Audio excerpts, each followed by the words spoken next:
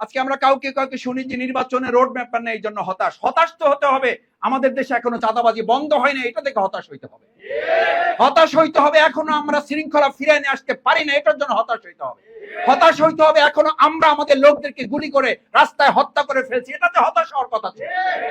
আমরা তো তাতে হতাশ হই না, আমরা তো তাতে উদ্বেগ প্রকাশ করি না, আমরা তো তাতে বিস্মিত হই না, বরং আমরা বিস্মিত হচ্ছি এই চাঁদাবাজি, এই দখলদারিত্ব, পরস্পরকে এখনো গুলি করে হত্যা করার যে পরিস্থিতি আমাদের সামনে দেখছে, এটা দেখে আমরা হতাশ হয়ে যাচ্ছি।